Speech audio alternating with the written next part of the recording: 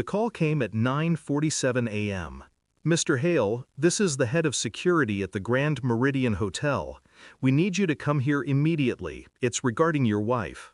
The tone was practiced, neutral, but underneath it I heard restraint, containment. My pulse didn't spike, it sank.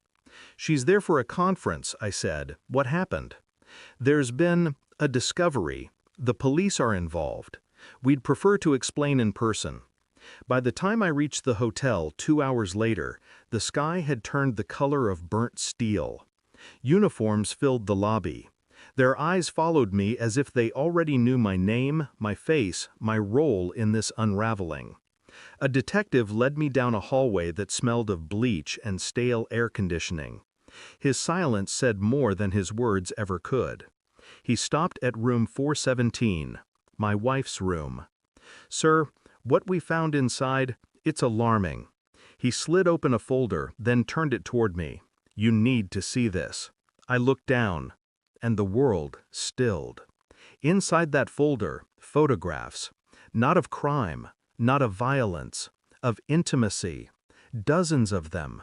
My wife, another man, the same room, different days, each one time-stamped, precise, documented, like evidence collected by someone who didn't want to be caught, but needed to keep it. I didn't speak, didn't breathe.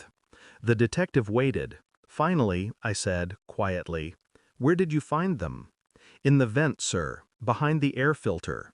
"There's more." He gestured toward the desk drawer, sealed in a clear bag.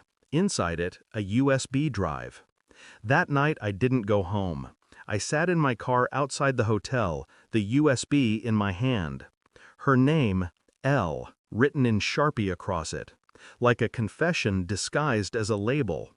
I didn't plug it in right away. I just held it, feeling its weight, thinking about the hundreds of little moments that had built our life. Texts, glances, plans, the illusion of trust. I used to believe that betrayal was loud, obvious, screaming in your face. It isn't. It's quiet, routine. It smiles at you before work. It kisses your cheek, tells you to take care, and sends you off believing everything is fine. When I finally opened the files, the truth didn't shout. It whispered. Videos, recordings, her voice, soft, familiar, whispering to him, laughing, saying things she never said to me. The dates lined up with every conference, every late meeting, every weekend she said she needed space. There it was, her double life, playing out in real time, organized neatly by folder.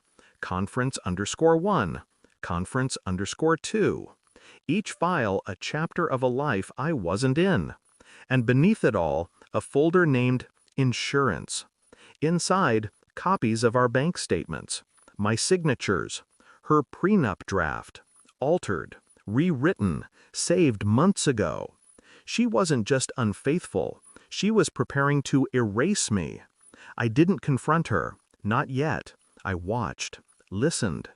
She called that night from her hotel room, her voice measured, casual.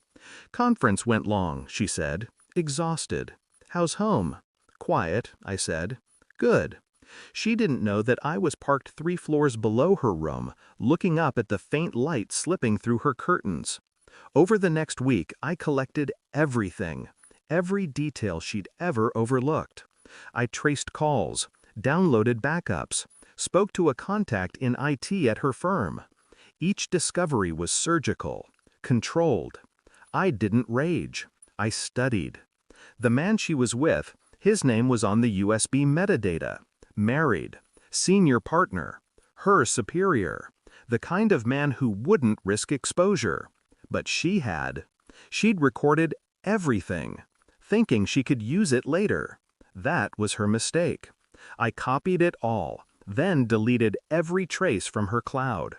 When she came home that Friday, she kissed me. The same kiss, the same lie. I handed her a flash drive. "You left this in your laptop." Her face drained. "What? Where did you—" "I think you know." Silence. Her breath caught. Her fingers trembled slightly, then steadied. "You went through my things?" "No," I said. "The hotel did." For a long time she didn't move.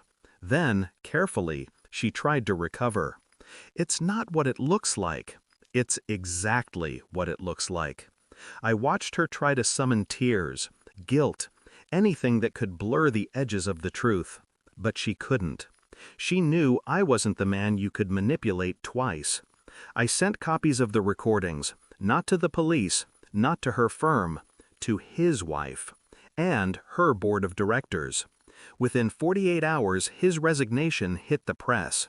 My wife's career collapsed with it. She tried to call me, dozens of times. I didn't block her. I wanted her to hear the silence. When she finally showed up at the house, I let her in. She looked smaller somehow. "You ruined me," she whispered. "No," I said. "You ruined yourself. I just made sure everyone saw it."